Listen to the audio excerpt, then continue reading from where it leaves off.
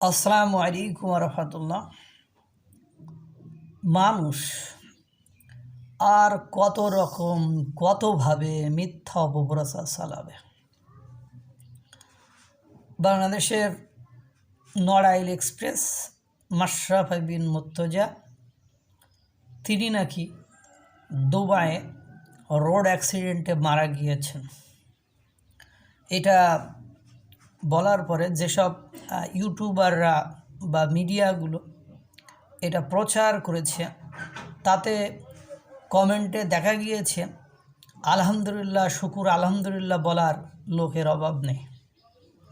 কিন্তু দুর্ভাগ্য হলো সত্য যে রিউমার স্ক্যানার দিয়ে মানে ফ্যাক্ট চেকিং দিয়ে করে দেখা গিয়েছে এই ধরনের কোনো ঘটনা মাশরাফি বিন মুর্তজার সাথে ঘটি নাই। তার পরিবার থেকে এই ধরনের কোনো তথ্য জানানো হয় নাই। বিশেষ করে মানে তিনি যে কোথায় আত্মগোপনে আছেন এটাই তো অনেকে জানেন না। যদিও মাশরাফি বিন মুর্তজা অগস্টের ঘটনার পর তিনি লাইভে এসে ক্ষমা চেয়েছিলেন, কিন্তু ক্ষমা চাইলে কি হবে? এ বাঙালি জাতি আপনাকে যেভাবে ঠিক উপরে তুলবে সেইভাবে ঠিক একদম নিচে নামাবে। আর এরা রাজনীতিটাই ভালো বোঝে, ভালোবাসাটা এত ভালো বোঝার দরকার নেই। মাশরাফি বিন মুর্তজা ওই সময় 5ই আগস্ট বা জুলাই গণঅভ্যুত্থানের সময় অনেক পলিটিক্যাল লিডাররা ডিরেক্টলি বক্তব্য দিয়েছিল এদেরকে প্রতিহত করার জন্য, অথচ মাশরাফি বিন মুর্তজা ওই সময় নীরব ছিলেন। বেশি দূর যাওয়া দরকার নেই। গতকালকে একটা মিডিয়ায় দেখলাম হাসনাত আবদুল্লাহ বলছে যদি আমরা জুলাই গণঅভ্যুত্থান ব্যর্থ হতো তাহলে আমাদেরই প্রাণ যাইতো, অন্য কারোর কিছু হইতো না। তো এখন ঘটনা হলো জুলাই গণঅভ্যুত্থানে যে এরকম পট পরিবর্তন হবে এটা অধিকাংশ লোকে এটা গেস করতে পারেনি। ইভেন রাজনীতিবিদ বা কেউই এটা গেস করতে পারেনি। সেই মুহূর্তে গত সরকারের একজন এমপি, যিনি এমপি ছিলেন, তিনি কিভাবে বক্তব্য দেন ওই সরকারের বিরুদ্ধে। যদি সরকার পরিবর্তন না হতো তাহলে তার অবস্থা কী হতো?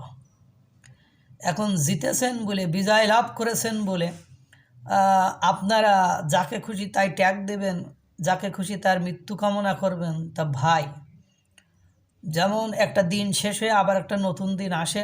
বাংলাদেশের রাজনীতি যারা বোঝেন, পর্যালোচনা যারা করেন, তারা দেখবেন 47 থেকে শুরু করে 2024 সাল পর্যন্ত কতগুলো সরকার, কতগুলো বিপ্লবী সরকার, কতগুলো গণ অভ্যুত্থান, কতগুলো সরকার এসেছে গিয়েছে।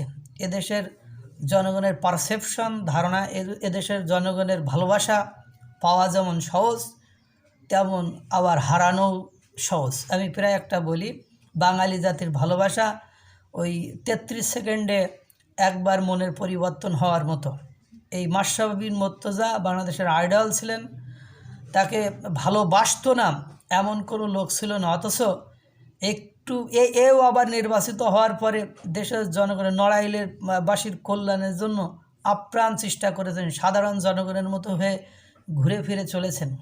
তার নামে বড় ধরনের কোনো ব্লেম বা এখনও পর্যন্ত আমি জানা মতে বড় ধরনের কোনো মামলা হয়নি, অথচ তার মৃত্যুতে যারা আলহামদুলিল্লাহ বলতে পারে তাহলে বুঝতে হবে যে কেন ভালো মানুষগুলো বাংলাদেশের রাজনীতিতে আসে না, কেন ভালো মানুষগুলো বাংলাদেশের রাজনীতিতে এসেও নোংরা রাজনীতিবিদে পরিণত হয়। কারণ এদেশের মানুষ যে কী চায় তা ওরা নিজেরাও জানে না। আল্লাহ তাআলা মাশরাফি বিন মুর্তজার নেক হায়াত দান করুক, আরও সুস্থ স্বাভাবিকভাবে রাখুক। আসসালামু আলাইকুম ওয়া রাহমাতুল্লাহ।